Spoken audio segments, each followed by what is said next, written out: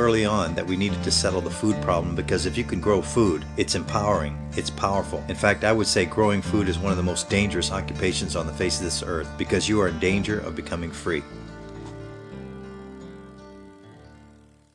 The trail is dark and dusty, the road is kind of rough. It was started back there when the hippie movement, I was part of that. I had a transformation back then. I think the defining moment had something to do with the Vietnam War. That generation that I was part of was graduating from college, and they were being subject to the draft. The war ended the fun times for me, and I had to be serious about things. And then I found myself thinking, hey, wait a minute, there's different ideas, there's alternatives to think about. And so I put on the brakes and backtracked and said, what can I do that I really want to do, that I really need to do? I started asking questions about, hey, what are we here for, and what do we put on this earth to do? And asking questions, I guess that's a dangerous thing. Today, agriculture is going far beyond nature to produce new miracles. 2001, when we found out that genetically modified food had entered the food supply, I said, you did what? To me? To my food? To my children? And as soon as I knew that they had attacked my children with this foreign stuff, I got mad and I said I had to stop this once and for all, because we were just fiddling around. This was a seminal moment that I said I'm not going to take this any longer. I knew I couldn't do much about the air we breathe and the water we drink, but when it came to putting this alien food into my children's mouth, I wasn't going to let that happen. So I said we are going to grow as much food as we can here.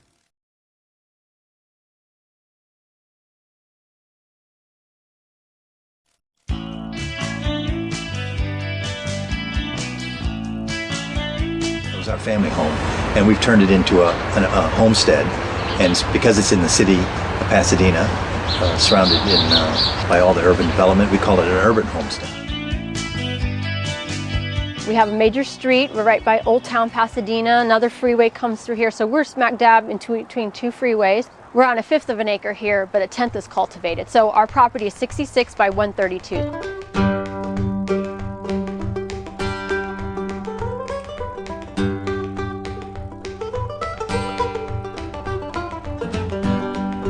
My front yard, and this was my first area where I decided to take a stand here and plant something useful for the front yard instead of grass. I said that grass was costing me too much money and water, too much time. It would never look that good, and I decided to make some changes. My lawn fell victim to 6 inches of mulch. Okay, you see that? Can you tell any difference? A lot of people start looking at how we're growing food, because we grow 6,000 pounds of fruits and vegetables a year on 1/10 of an acre of cultivated land. You have to rethink the possible. We're showing them that you can start where you are and do something different.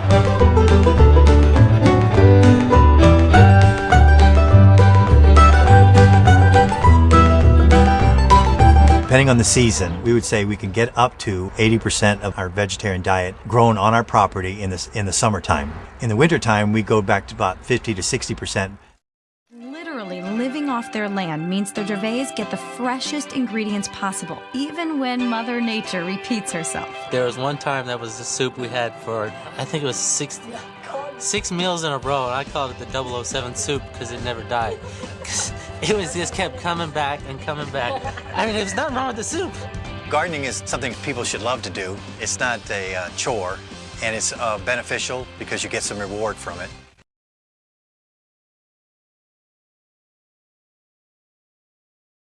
They say the average salad travels 1,400 miles to get to the table. We chose to go a step backwards. Our salad travels 40 feet to our table, many steps backwards. Have you ever looked at your yard and wished that you could do something else with the space? Well, one Southern California family has, and it is amazing. KCAL9 anchor Ann Martin has more. There's something different about the Gervais family home in Pasadena. The traditional green lawn has been replaced by a thriving organic garden. We're blessed with Southern California weather, so we can grow almost all year round. So why not take advantage of it? Jules Gervais and his family take advantage of every square inch. This is beautiful arugula here. Yeah. Do you mind if I just Sure, you can help yourself. Yeah. So it's all organic, I can just eat it. Yeah, that's right. Nothing's on there. Oh, really good. Here comes lunch. How beautiful is that? All right. Isn't this wonderful? Sitting outside with a beautiful salad we picked ourselves. This is wonderful. And, you know, picking it right then. So what was it, picked half hour ago? Mm-hmm. So you had... The delicious taste of this salad is all the argument that you would ever need to grow your own variety of vegetables in your backyard. It's so good. It's really wonderful, Jules.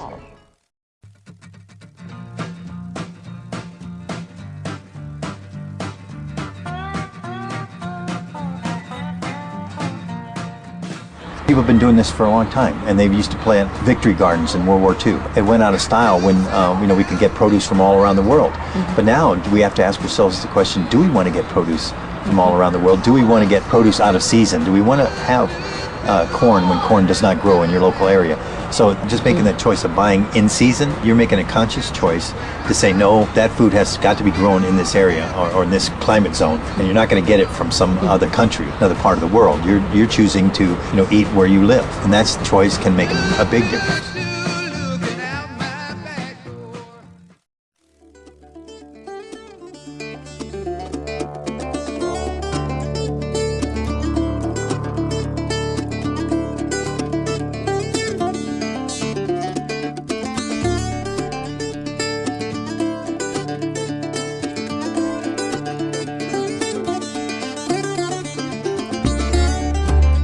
See, but we just picked those today. It's almost like his own garden.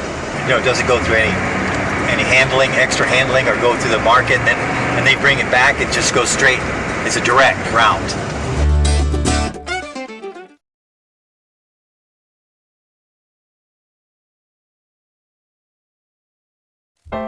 Got a package full of wishes. Get rid of negativity. We are all plagued by doubts. When I first started this, I didn't believe I could do it. So you have to take a risk. You have to go out on a limb, and you have to say, you know, maybe I should try something that I've never done before, and just stop being negative and try to do something positive. To believe it. What kind of world do you want? Turning it around and saying you can do something is a start. We all have to make it. Start at the start, build a masterpiece. Don't look for others to change. You start by changing yourself. The government can't do it. The corporations won't do it. So what we have to do is we look to ourselves and point the finger straight back at ourselves and say, what can I do? Because change begins with you. History starts now.